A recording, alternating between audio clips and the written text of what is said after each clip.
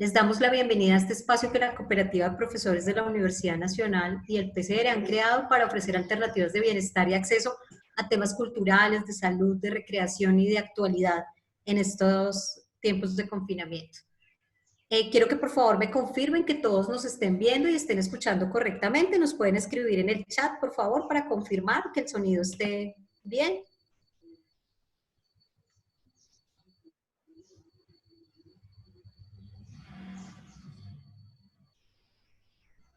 Marcela, ¿tú nos escuchas bien?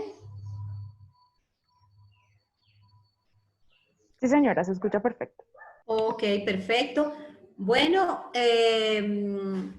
con el fin de mejorar y mantener una buena conexión, vamos a cerrar sus micrófonos y ustedes tendrán la libertad de prender sus cámaras.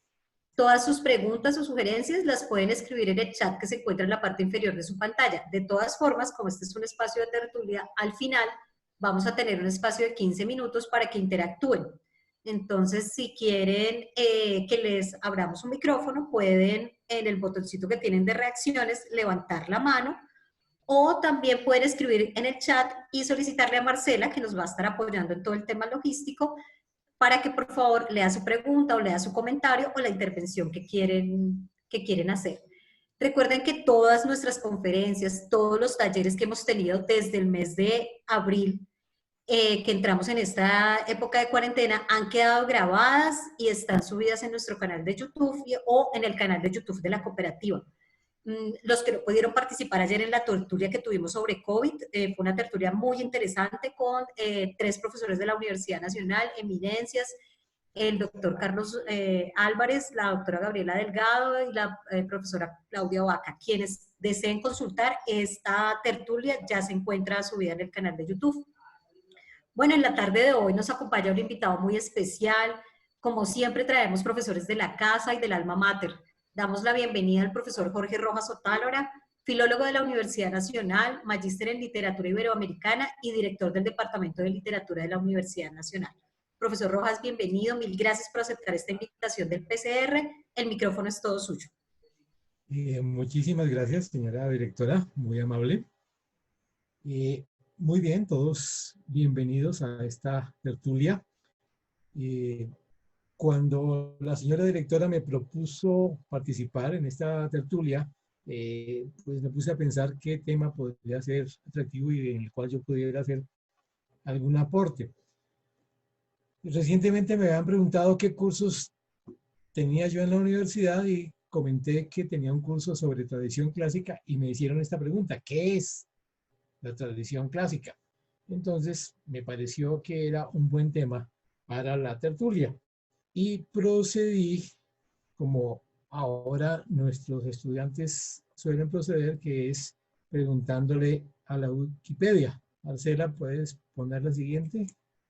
Y entonces en la Wikipedia encontré esta definición que es un tanto compleja. Vamos a ver por qué. Dice: la tradición clásica occidental es la recepción de la antigüedad grecorromana clásica por parte de las culturas posteriores, especialmente el occidente posclásico, que involucra textos, imágenes, objetos, ideas, instituciones, monumentos, arquitectura, artefactos culturales, rituales, prácticas y refranes. La filosofía, el pensamiento político y la mitología son 3 ejemplos principales de cómo la cultura clásica sobrevive y continúa teniendo influencia. Occidente es una de las muchas culturas del mundo que se considera que tienen una tradición clásica, incluidas las tradiciones india, china, judaica e islámica. Esta idea es muy, muy interesante. Primero, porque la tradición clásica occidental tiene muchísimas vertientes, ¿sí? Entre ellas la filosofía, el pensamiento político y la mitología, pero no son las únicas. Pero además, la tradición clásica occidental no es la única. Aquí nos dan algunos datos, algunos ejemplos, perdón, como la India, la China, la judaica o la islámica, pero a través de la historia podemos encontrar que hay muchas más y algunas mucho más duraderas incluso en el tiempo. Entonces, todo esto para señalar que yo voy a hablar de la tradición clásica occidental y más precisamente, como lo veremos enseguida, Siguiente, Marcela, por favor. En el campo de la literatura. Acudí a este blog especializado en temas de teoría literaria, Canon y Corpus, y busqué la pregunta, ¿qué se entiende por tradición clásica? Y encontré que la profesora española Eva Álvarez Ramos señala que el término se forjó en 1949, año en el que Gilbert Higet publicó La tradición clásica, influencias griegas y romanas en la literatura occidental. Este texto es fundamental para hablar de una disciplina académica como la tradición clásica en literatura.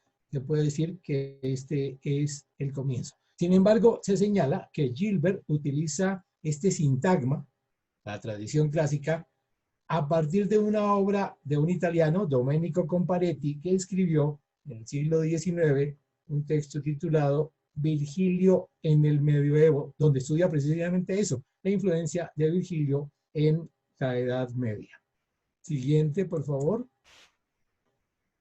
La tradición clásica es una constante en la historia del Occidente. El profesor Vicente Cristóbal de la Universidad Complutense, en esta nueva revista, hace un artículo en donde señala de nuevo que es Gilbert Higet el iniciador de esta disciplina y que ha venido ganando terreno y que está perfectamente asentada en la academia actual. Siguiente, por favor, Marcela. Bien, aquí llegamos a nuestro personaje, Gilbert Higet. Es un académico inglés que escribió esta obra en el contexto de la Segunda Guerra Mundial. Como vemos, el libro se publica en el 49. Es una obra de posguerra, pero que recoge toda una tradición humanística que precisamente condena la guerra y plantea volver a los ideales de la tradición clásica. Él hace una revisión muy completa desde el Renacimiento hasta nuestros días, donde trata de mostrar cómo toda la literatura occidental está en buena medida marcada por la tradición de Grecia y Roma. En esta cita que yo he escogido, Higet sintetiza su planteamiento, porque él está haciendo la pesquisa de los antecedentes de las obras de Shakespeare y encuentra que Shakespeare llegó al tema de Troilo y Créssida, que realmente sería Criseida en la forma en que se traduce al español, relacionado con la guerra de Troya, pero encontró que a Shakespeare le había llegado por una cantidad de vías que señala acá. Dice, por consiguiente, la amarga obra de Shakespeare, Troilo y Créssida, es la dramatización de una parte de una traducción inglesa, de la traducción francesa, de una imitación latina, de una antigua ampliación francesa, de un epítome latino de una novela griega. Un epítome es un resumen, ¿sí?, que se utilizaba en la enseñanza medieval. Entonces, les decía que sintetiza porque muestra cómo Shakespeare, en este caso, pero en su libro muestra muchos otros autores, reciben ese legado de la tradición clásica por diversas vías. Bueno, siguiente, por favor. Este es el famoso libro, The Classical Tradition. Recuerden, desde el 49. En el año 55 se hace la traducción al español, al castellano. Y esa traducción se hace en México. Y la publica el Fondo de Cultura Económica en el año 55, hemos dicho. Ese detalle no es menor, porque el encargado de la traducción es un filólogo especialista en la historia de la lengua española que trabajaba en el Colegio de México, que es un gran instituto de investigación situado en la Ciudad de México. Algunos lo han comparado con el Instituto Caro y Cuervo, que es del año 48, que tuvo en su inicio más o menos las mismas perspectivas del Colegio de México, pero el Colegio de México tiene realmente alcances mucho, mucho más significativos que lo que logró en su momento el Instituto Caro y Cuervo. Bien, al mismo tiempo, o casi al mismo tiempo, en el año 49, se publicó otro libro de un calado parecido. Siguiente, por favor, Marcela. Ernest Robert Curtius es un alemán que publicó en el año anterior, corrijo, en el 48, Literatura Europea y Edad Media Latina. También fue publicada en español por el Fondo de Cultura de México y traducido por el mismo traductor, ¿sí? Antonio Alatorre. En este caso, con su esposa Margit Frank, porque era, en este caso, del alemán y requirió, pues, ese apoyo importante. Bien, estas dos obras son fundamentales. Mientras Hayek se ocupa de la tradición clásica, tratando de revisar cómo las obras de la cultura occidental desde el Renacimiento hasta nuestros días están marcadas por el legado de Grecia y Roma, Curtius trata de buscar cómo es a través de la Edad Media Latina cómo ese legado se transmite. Entonces, se puede decir que son miradas complementarias. Siguiente, por favor. Aquí tenemos a nuestro personaje, Antonio Alatorre. Decíamos que especializado en historia de la lengua española. Parece ser que él trabajó muy de cerca con Hayek en el proceso de traducción y le señaló una serie de deficiencias al punto que Hayek le pidió que agregara él un capítulo específico sobre la influencia clásica en la lengua española y particularmente en la literatura española. Bueno, siguiente, por favor. Me interesa mucho subrayar cómo este legado se aclimata en la cultura hispánica. Y esa aclimatación se da a través de esta revista, la nueva revista de filología hispánica, que, como ustedes se dan cuenta, ha sido fundada por Amado Alonso, Alfonso Reyes y Raimundo Lida. Esta trilogía es muy, muy bonita porque se trata de un español, un mexicano y un argentino. Grandes vértices de la cultura hispanoamericana. Y el caso de Amado Alonso es particular porque él es un refugiado. Él es desplazado por la Guerra Civil Española, llega a Argentina, allí funda un instituto de investigaciones filológicas y luego se va a trabajar a los Estados Unidos. Pero desde el comienzo empiezan a trabajar en la difusión de la cultura hispánica. Entonces, esta nueva revista de filología hispánica se convierte en un centro de irradiación de la cultura en lengua española.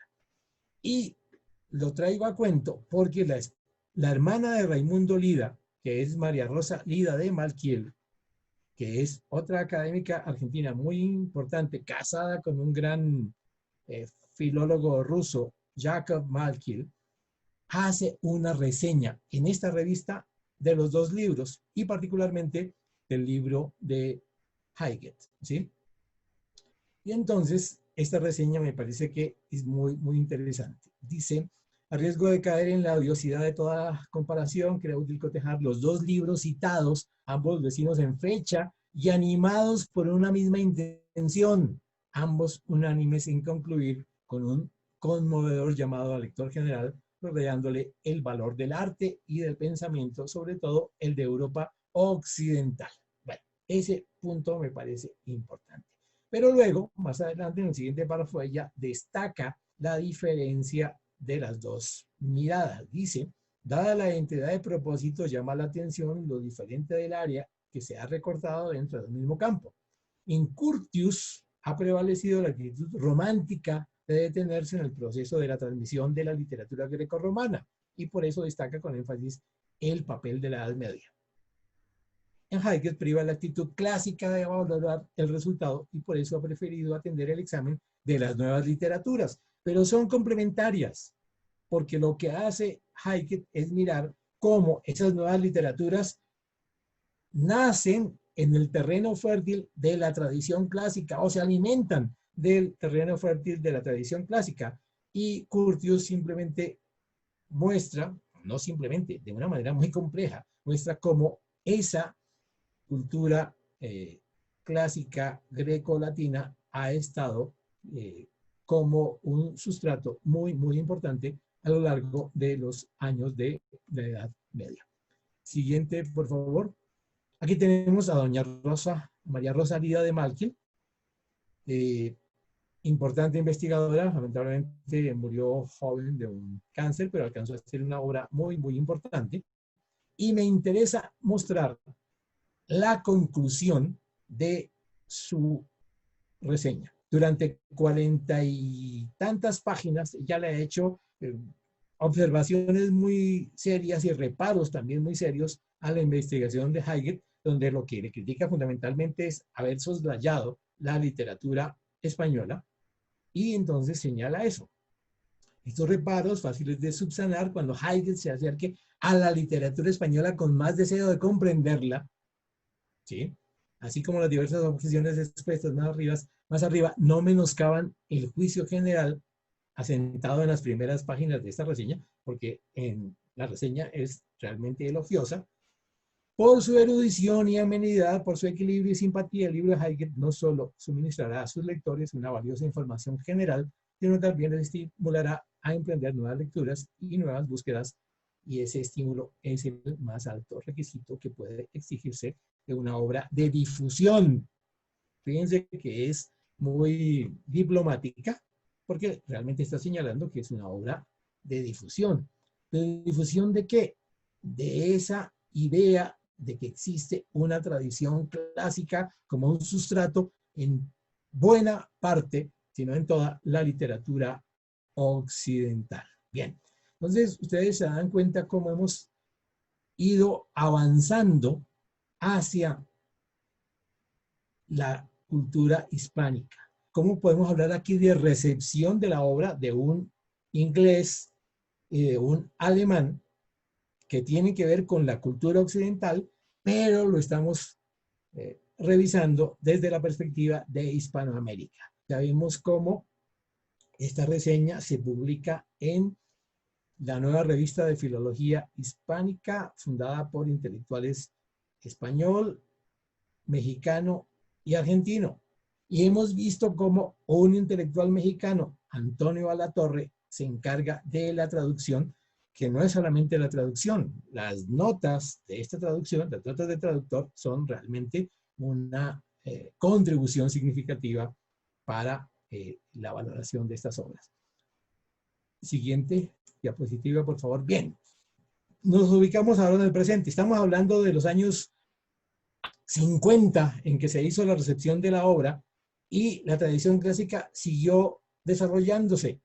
Hay que señalar, por ejemplo, que Alfonso Reyes produjo una buena cantidad de trabajos de investigación alrededor de la tradición clásica, pero es solo un ejemplo. Ahora quiero saltar al siglo XXI, saltar a nuestro presente. Se puede decir que el presente del estudio de la tradición clásica en lengua española está representado por el doctor Francisco García Jurado, profesor titular de la Universidad Complutense de Madrid. Él tiene un blog que se lo recomiendo mucho, se llama Reinventar la Antigüedad, donde él permanentemente está haciendo referencias a esas relaciones entre la tradición clásica y nuestro presente. Por eso él habla de una historia cultural de los estudios clásicos. La siguiente, por favor. Le ha publicado en el año 2014 la UNAM, el Instituto de Investigaciones Filológicas de la UNAM, al profesor García Jurado, este libro, Teoría de la Tradición Clásica, Conceptos, Historia y Métodos. Fíjense que esta tripartición es importante. Primero porque hace una discusión sobre los conceptos que se entiende por tradición clásica.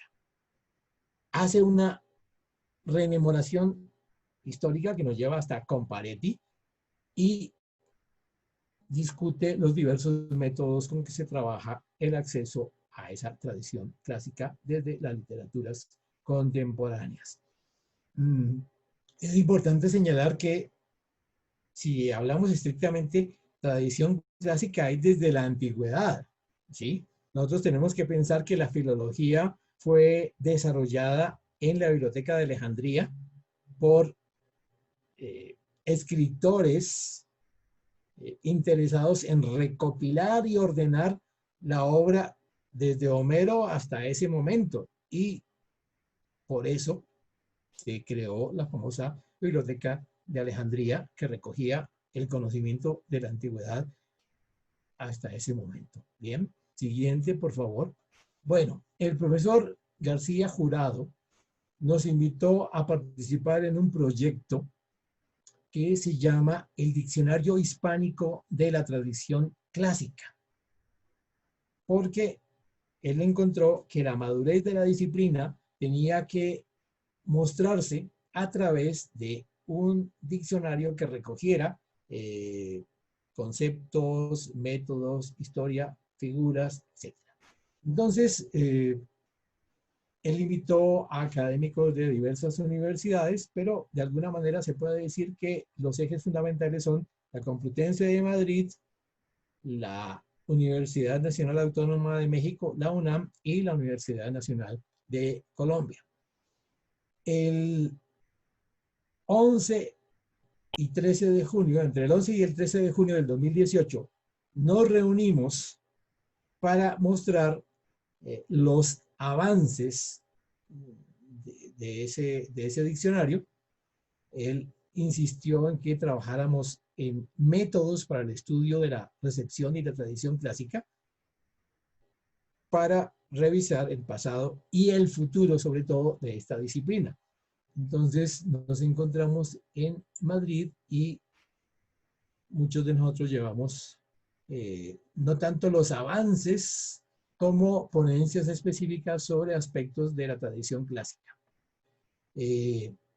Al año siguiente nos reunimos en Bogotá, buena parte de los que habíamos participado en la reunión de Madrid, y de la misma manera trabajamos en estos temas de la tradición clásica. Con un componente particular, yo invité a mis estudiantes del seminario de tradición clásica a que presentaran sus trabajos. Entonces fue una experiencia muy, muy rica, porque al lado de estos eminentes investigadores de universidades de México, de Venezuela, de Argentina, de España, nuestros estudiantes pudieron presentar sus trabajos y realmente tengo que decir que no desmerecieron.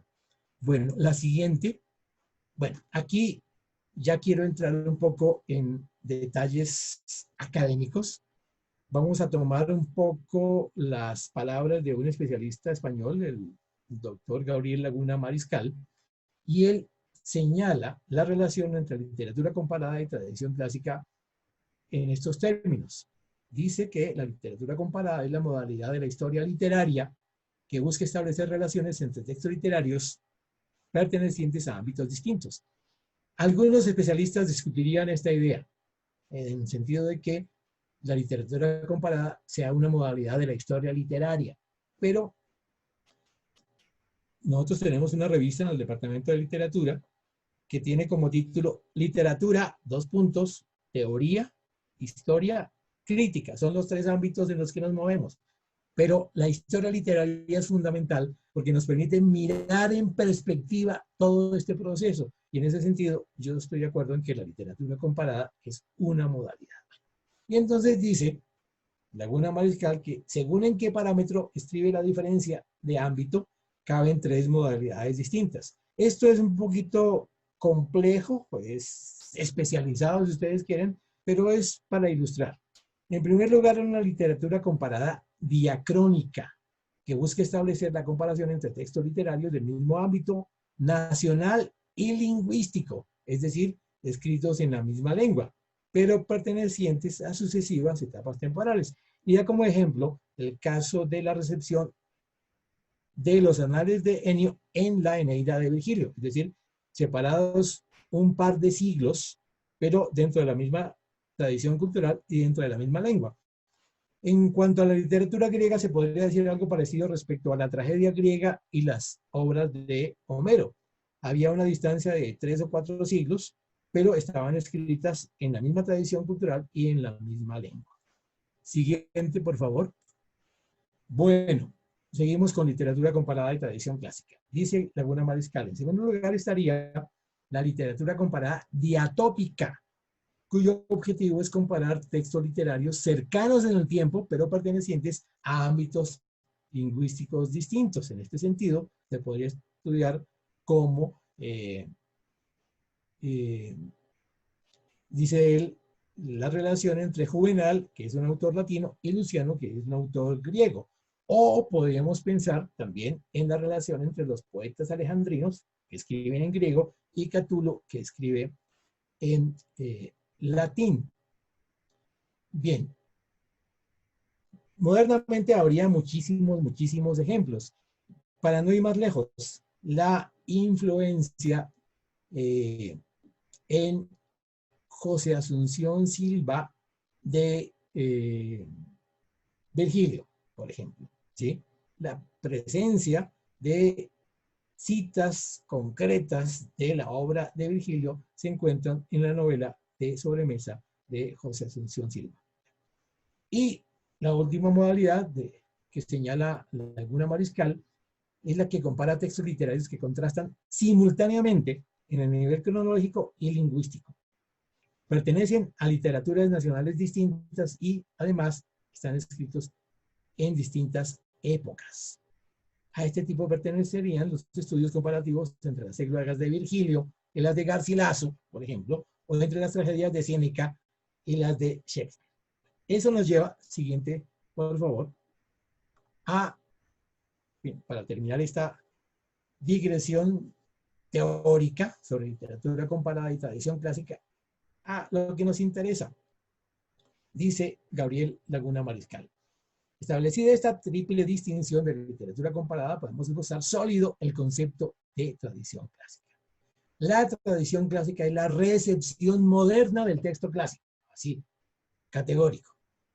O, más pormenorizadamente, la influencia directa o indirecta que han ejercido los textos literarios grecolatinos en la cultura occidental moderna, escrita en lengua vernacular desde la Baja Edad Media y más intensamente desde el Renacimiento hasta nuestros días, ¿sí? Pero la idea clave es esa, es la recepción moderna del texto clásico.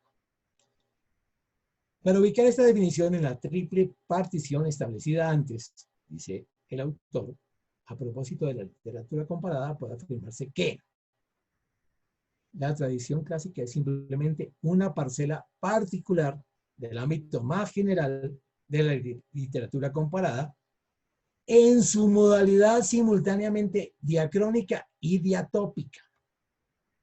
Es literatura comparada diacrónica porque su objeto es comparar textos literarios pertenecientes a épocas distantes, y es diatópica porque dichos textos están escritos en lenguas diferentes. Los textos fuente están escritos en griego o en latín, y los textos destino están en las diferentes lenguas vernaculares, español, francés, inglés, alemán, italiano, etc.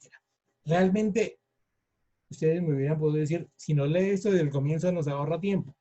Pero yo quería llegar acá mostrándoles cómo hoy en día nosotros, en la Universidad Nacional de Colombia, podemos hablar de la tradición clásica porque hay una historia de recepción de esta teoría que pasa por unos autores latinoamericanos que en su momento fueron capaces de mirar, criticar y asimilar esta teoría.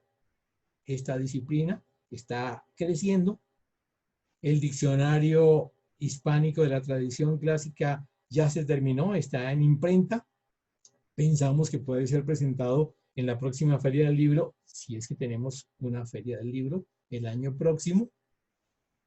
Pero la investigación sigue. Siguiente diapositiva, por favor. Quiero detenerme brevemente en esto. Nova Tellus es la revista del Centro de Estudios Clásicos del Instituto de Investigaciones Filológicas de la UNAM. ¿Por qué es importante? Porque desde el comienzo fue creada en el año 86, si no recuerdo mal, ha tenido como componente fundamental mostrar la tradición clásica. De hecho, los mexicanos organizan un congreso internacional sobre tradición clásica cada 3 años. Antes publicaban las memorias en unos tomos gruesísimos, ahora simplemente intentan que los trabajos más significativos se publiquen en esta revista Nova Tellus. Quiero mostrarles, siguiente por favor, 2 portadas de la revista. La más antigua, eso que parece negro no es negro, es azul oscuro, porque los colores de la UNAM son azul y oro. Entonces, en un principio tenía esta forma. La forma actual es un poco más atractiva con estos dibujos tomados de la cerámica griega. Bien, se sigue publicando precisamente en el número 1 de este año, el primero del 2020, sale un artículo muy interesante que habla de la tradición clásica en la revista Nova Tellus. Es decir, hay un investigador que hace una secuencia desde su fundación hasta nuestros días, cómo la revista ha tenido un papel fundamental en la difusión de la tradición clásica. Siguiente. Y ya centrados en la tradición clásica en la Universidad Nacional de Colombia, quiero mostrarles 2 ejemplos. ¿Sí? El libro de la profesora Carla Bochetti, investigadora del CES, que en su momento reunió una serie de artículos sobre la influencia clásica en América Latina. Y este texto, que es en homenaje, en este caso, al profesor Enrique Barajas, pero que realmente es las memorias, el libro de las memorias de una actividad que el Departamento de Literatura y el Departamento de Lingüística desarrollan desde hace muchos años, las jornadas filológicas. Se organizan cada 2 años, trabajamos con la Universidad de los Andes y con la Universidad de La Sabana, que junto con la Universidad Nacional de Colombia son las 3 unidades académicas en las que se siguen trabajando los estudios clásicos en Colombia. En ese sentido, somos bastante exclusivos, si se quiere. Y entonces, en un comienzo, por ejemplo, todo comenzó porque quisimos hacerle un homenaje al doctor Joshua Saranka, un inmigrado lituano que fue importante para los estudios clásicos en la Universidad Nacional de Colombia. Luego hicimos un homenaje al profesor Jorge Páramo de la Universidad de los Andes, que trabajaba en el mismo camino, y luego decidimos continuar como un punto de encuentro donde los estudiosos de la tradición clásica nos reuniéramos. Siguiente, por favor. Y aquí quiero mostrarles, dentro de ese proceso que les señalaba de los estudios de la tradición clásica, en el año 2014 organizamos el primer simposio internacional sobre tradición clásica. Tuvimos invitados de diversas universidades de Hispanoamérica, y la mayoría de los trabajos presentados en esa ocasión fueron organizados para publicar este libro, Tradición Clásica, Propuestas e Interpretaciones, que nos publicó la UNAM como suplementum de la revista Nova Tellus. Entonces ustedes se dan cuenta que realmente hay una trayectoria en este proceso y la investigación sigue. Muy bien. Bueno, quiero llamar la atención sobre esta portada. Me cautivó realmente. Me parece que los diseñadores de la UNAM se lucieron en este caso, porque si ustedes se dan cuenta, el barco es un trireme, ¿sí? Ese barco de la armada griega que logró derrotar a los persas. Y si ustedes se dan cuenta, las ondas del mar están hechas por palabras en griego. Entonces, me parece que capta muy bien la idea. Y en el caso del afiche de la tradición clásica, yo le sugerí al diseñador de la Facultad de Ciencias Humanas esta figura que es tomada de la cerámica griega del período geométrico. Ustedes se dan cuenta que hay una estilización geométrica, es parte del desarrollo de la historia del arte, y entonces la cerámica en este caso está presentando un carro tirado por caballos como los que aparecen representados en la Ilíada de Homero, y creo que la idea fue muy bien lograda. Bueno, quiero simplemente terminar señalando que se han hecho muchas investigaciones sobre la tradición clásica. En las memorias de las jornadas filológicas ustedes van a encontrar que hay trabajos sobre lengua griega y latina, que hay trabajos sobre filosofía, sobre derecho, sobre historia, sobre literatura, pero todo mirado desde la perspectiva de la tradición clásica. Y yo particularmente quería mostrarles algunas investigaciones. Siguiente, por favor. De dos personajes que realmente merecerían ser más conocidos. Don Francisco Álvarez de Velasco y Zorrilla fue alcalde de Bogotá y luego de enviudar se radicó en Neiva, si no recuerdo mal, y se dedicó a trabajos, bueno, él siempre había estado dedicado a trabajos de erudición latina. Su padre, Francisco Álvarez, parece que era un importante abogado que tenía una inmensa biblioteca donde los textos en latín predominaban. Y don Francisco Álvarez, que además era muy religioso, compuso lo que en términos teóricos se denomina un centón virgiliano. La palabra centón se refiere a una composición que toma fragmentos de otros autores y arma una composición nueva. Podríamos decir una colcha de retazos. Pero él organizó lo que llamó elegías decámetras doloras a la Virgen Santísima.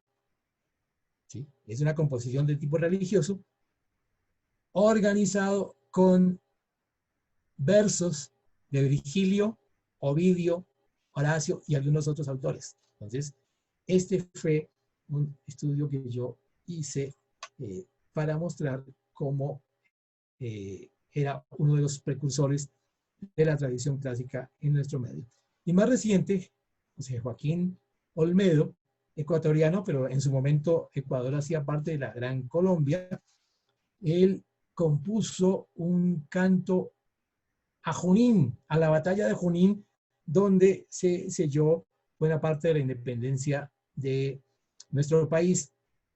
En el fondo es un canto a Bolívar, pero mientras él estaba componiendo eso se produjo la batalla de Ayacucho y entonces él tuvo que hacer un esguince para que las dos victorias cupieran en su obra, y utilizó para establecer la relación al Inca Garcilaso, con lo cual Bolívar sintió que le estaban poniendo competencia y hubo ahí algún tipo de molestia, pero bueno, en todo caso utilizó el epinicio pindárico como modelo para exaltar la victoria de Bolívar en estas dos batallas. Esos serían apenas un par de ejemplos de lo que yo había pensado compartir con ustedes, pero creo que ilustran de alguna manera lo que podemos llamar la actualidad de la tradición clásica. Entonces, siguiente, les agradezco mucho su atención, espero que haya sido de su agrado esta breve presentación y estoy atento a sus preguntas y comentarios. Muy amable. Mil gracias, profesor Jorge Rojas. Bueno, abrimos el espacio si algún asociado está interesado en que le demos apertura a su micrófono o quiere hacernos algún comentario o tiene alguna inquietud, lo invitamos a que lo escriba en el chat. Hasta el momento no tenemos ninguna inquietud que nos hayan compartido. Entonces vamos a dar unos breves minutos. No sé si Marcela, ¿tú tienes a alguien que te esté levantando la mano? No, señora, hasta el momento no. Ya tienen la libertad de activar los micrófonos. La persona que desee puede hacer la consulta o añadir algún comentario. Ok, perfecto.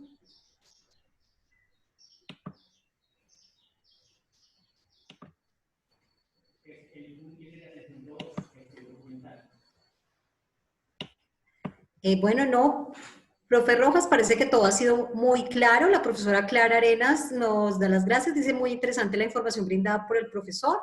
No tenemos ningún registro en el chat sobre alguna inquietud o, o duda. Igual, pues le recordamos que esta tertulia ha sido grabada y será compartida en nuestro canal de YouTube para los asociados.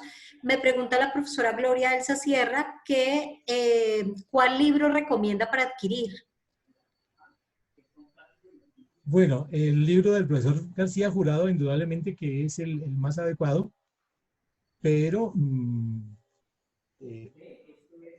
no sé qué tan accesible sea en este momento. Mm, el libro que yo edité, Tradición Clásica, Propuestas e Interpretaciones, también publicado por la UNAM, pero no sé si sea realmente accesible.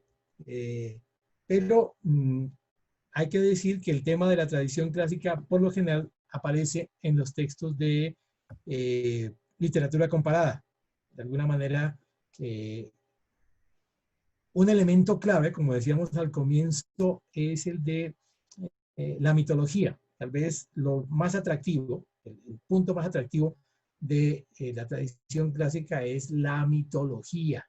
Y con mucha frecuencia, ahora mismo me han pedido que evalúe un libro en donde he encontrado que hay autores colombianos que yo no conocía en este aspecto, marcados por la tradición clásica. Entonces, más contemporáneamente tenemos una cantidad de autores, pero, bueno, tal vez el libro que está al alcance de todos nosotros es el de la profesora Carla Bocchetti, que se titula La tradición clásica en América Latina. A ver, sí, se llama La influencia clásica en América Latina, que lo vende la universidad, y en ese sentido me parece que es un acceso válido y cercano. Ok, perfecto, profesor. Gracias. La profesora Clara Nenas nos pregunta si la Universidad Nacional participa de algún modo con estos temas, por ejemplo, en eventos como la Feria del Libro, y si hay algún texto editado por la Universidad Nacional que se relacione con esta temática. Sí, este que les acabo de señalar de la profesora Carla Bocchetti se lleva a la Feria del Libro. Sí, no sé si ya se haya agotado, creo que no, creo que todavía quedan algunos ejemplares.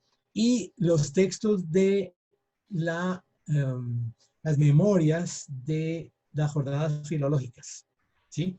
Esos textos se coeditan con la Universidad de los Andes y con la Universidad de La Sabana.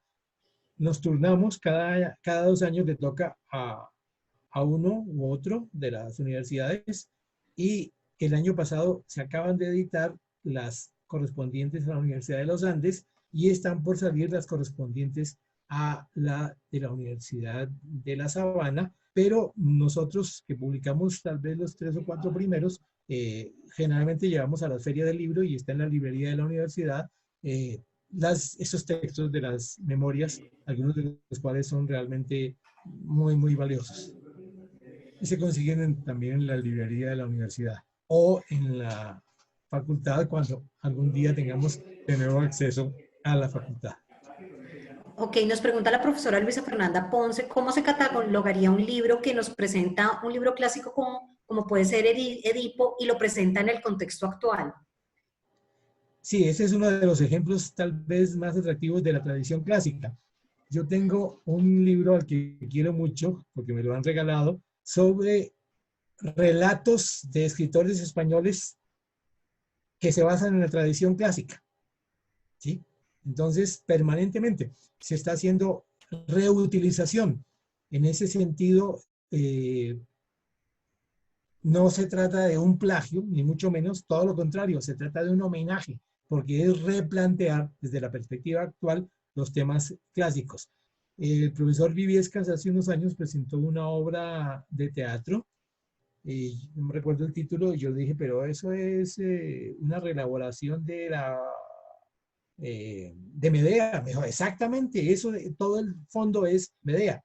Y resulta que hay congresos internacionales sobre el tema de Medea y se muestra que desde el Renacimiento hasta nuestros días, Medea es un tema recurrente, reelaborado. Hay un librito que me regaló la profesora Elina Miranda de Cuba, que se llama algo así como Medea en Cuba, y tiene como 5 ensayos sobre las reelaboraciones del tema de Medea en obras de teatro cubano. Entonces, ese es un perfecto ejemplo de tradición clásica.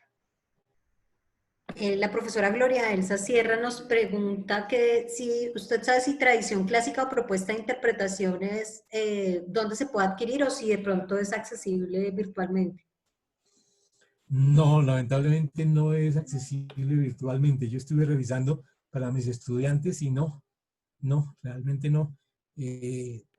Esperemos que ahora que termine la pandemia podamos retomar los lazos y seguramente de filológicas nos podrán enviar algunos ejemplares para que los podamos compartir. Ok, perfecto.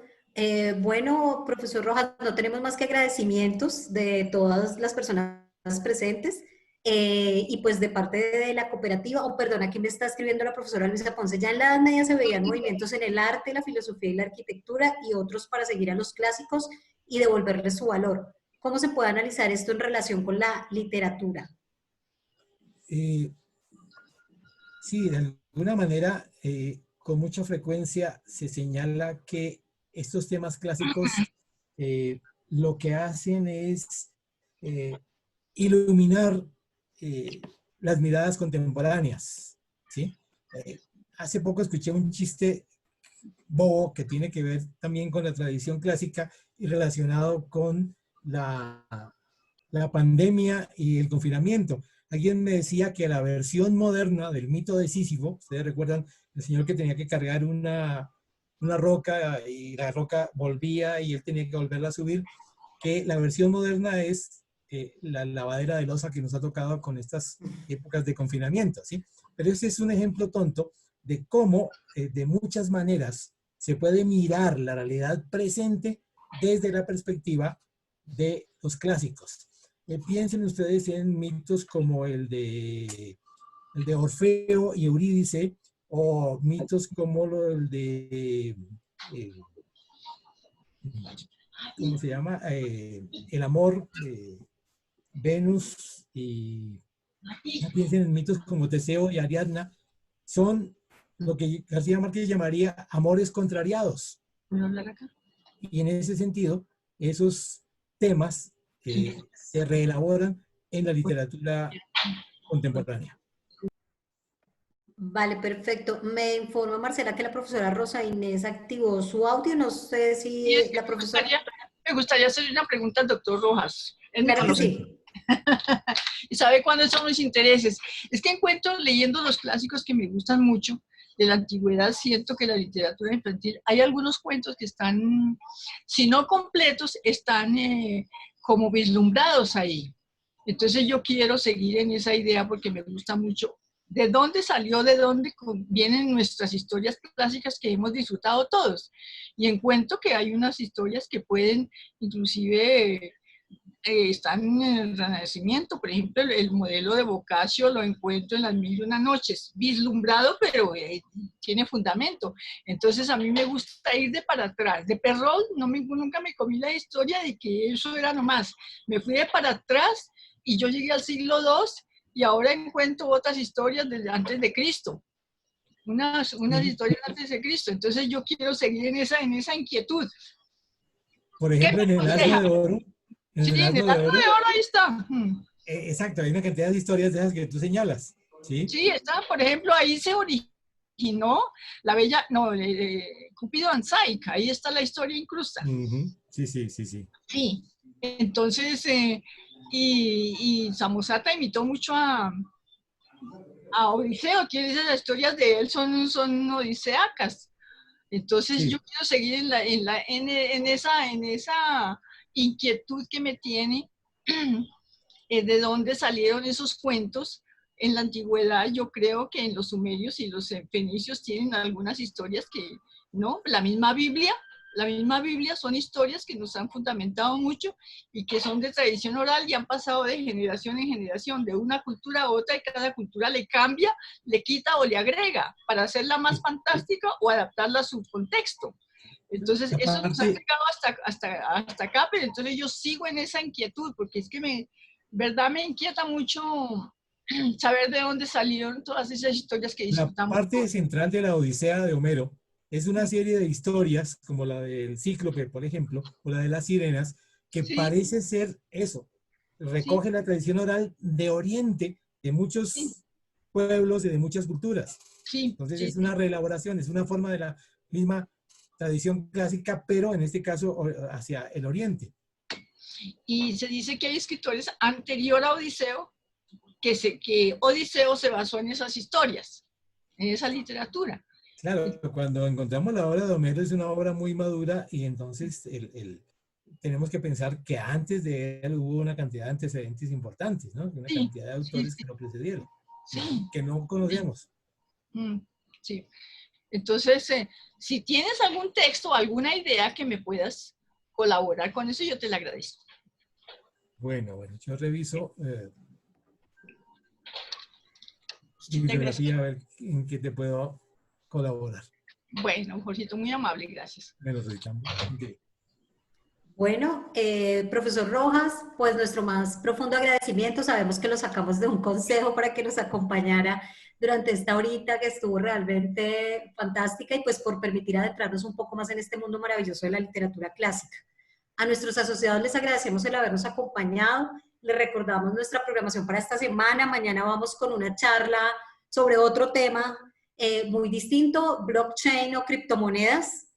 El viernes a las 10 de la mañana tenemos nuestra clase de Tai Chi para que no se la pierdan. Y a las 6 de la tarde tenemos nuestro imperdible bingo virtual por la celebración de los 20 años del PCR. Ya a todos se les envió por correo electrónico y por WhatsApp el link de inscripción. Este evento requiere inscripción previa para poderles enviar el cartón. Quienes no se inscriban no van a recibir el cartón para participar. Y el sábado vamos a cerrar con broche de oro. Tendremos una grandiosa conferencia titulada España del nacionalismo musical al flamenco a las 5 de la tarde. También se les envió el link. Requiere inscripción previa, por favor, para que todos pues se agenden con una muy buena copa de vino el sábado a las 5 de la tarde para hacer este cierre. El bingo tiene premios, profesora Sara. Hoy vamos a enviar el listado de los 3 premios que vamos a dar para el bingo. Vamos a dar un premio cultural de un acceso a unos bonos de conferencias de nuestro aliado ilustre. Vamos a dar una ancheta con productos surtidos, incluyendo botella de vino y una noche de hospedaje en la sede Guaraní cuando ya pues reactivemos nuevamente el servicio, pero va a ser un bono que va a estar abierto por un año. Entonces, a ustedes 1000 gracias por acompañarnos como siempre. Nos agrada muchísimo tenerlos, que esta sea su casa virtual por ahora, mientras podemos tener acceso nuevamente a nuestros espacios en físico. Recuerden que la Cooperativa de Profesores y el PCR continuará acompañándolos en esta nueva realidad. Seguimos presentes para brindar bienestar y calidad de vida a nuestros asociados. Por favor, síganse cuidando mucho. Recuerden que, como nos dijo ayer la profesora Gabriela Delgado en la tertulia, el virus no lo levantó el decreto. ¿Sí? El virus sigue rondando y pues por lo tanto ahorita se demandan nuevas medidas más fuertes en temas de autocuidado y del desarrollo de ese sentido de protección colectiva que necesitamos para protegernos. Mil gracias a todos, que tengan una feliz tarde. Muchas gracias.